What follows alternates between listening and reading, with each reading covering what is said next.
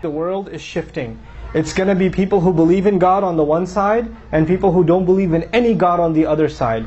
Right now we have disagreements among each other, different schools of thought, even Muslim versus Christian versus Jewish versus Hindu, etc., etc., etc. Pretty soon the world is polarizing along two lines.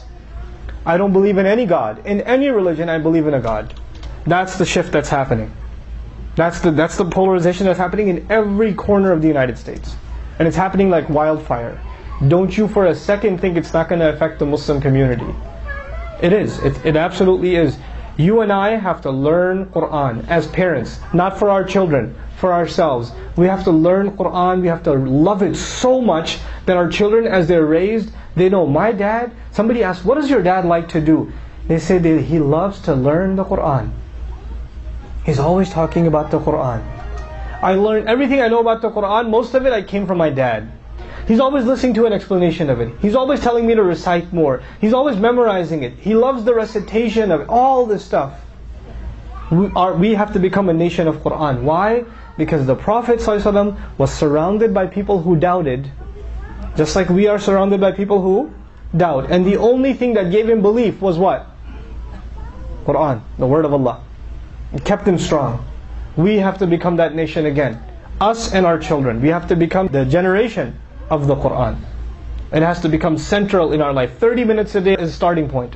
But for yourselves, the parents, I don't care if you're 45 or 55 or 65 or 75, start memorizing Qur'an. Start doing it. Allah didn't put an age limit on it. Allah did not. That's you. Allah didn't do it. Show Allah you love His book, and Allah will put blessings in your life you didn't even see. You won't have to ask somebody else for advice on how to raise your children. Allah will give you that advice in His book. He will have those answers for you and me in His book. We have to have that direct relationship with this book.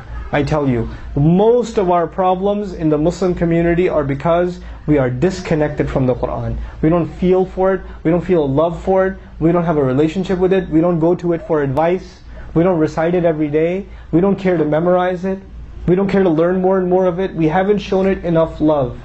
This word Allah honored this ummah with, and we haven't given it enough love. If we did, I tell you, our problems would start disappearing. I guarantee you. Allah Azza wa Jalla talks about the people of the book. He says, وَلَوْ أَقَامُوا التَّوْرَاةَ وَالْإِنْجِيلَ لَأَكَلُوا مِنْ فَوْقِهِمْ وَمِنْ تَحْتِ أَرْجُلِهِمْ. If they only established the Tawrat and the Injil, they would have eaten from above and below. Their dunya would have become Jannah. If they only established Tawrat and Injil. What is Allah saying to us then? If we only establish what? Qur'an. You will eat from above and below. Allah will make dunya into Jannah. Just come back to His book. This is the real advice to parents.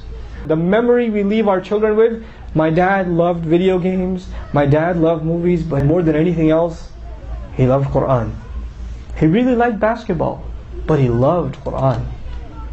Qur'an he really, really loved. And he made sure, he wanted us to love it too. He used to tell us stories from it. He used to give us advice from it. Tell your children the amazing stories from the Qur'an. And you won't be able to tell them if you yourself are not amazed by them. If you're not in awe of the story itself, you won't be able to impress your children. But man, from early childhood, you, not anybody else, you tell the stories from the Qur'an. You will have to do it. I was teaching one of my daughters the story of Yusuf alayhi salam the other day, and I didn't finish the story. She's asking me 4 days about what happened. Look, he got thrown into jail. Then what happened? I can't tell you. I'll tell you later. And she's been asking me, I'll tell her on the way back, I'll tell her today inshallah. What happened after he got thrown into jail? But we have to make and create an interest into our children. And the stories are so beautiful. They're so remarkable. Especially when you tell them from the Qur'an's point of view. They're so beautifully put together. May Allah Azza wa Jal make us a people of Qur'an. Give us the ability to instill that into our children. Have an honest, open, direct conversation with your children. Ask them about what they heard in school, what problems they have. And then you yourself seek the answers from Allah's book. You say, you know the thing your friend just told you, or this terrible thing you saw, you know what Allah says about that? Let me show you. We're literally teaching our children how to go to Allah for answers. That's what we have to do. We have to create that generation.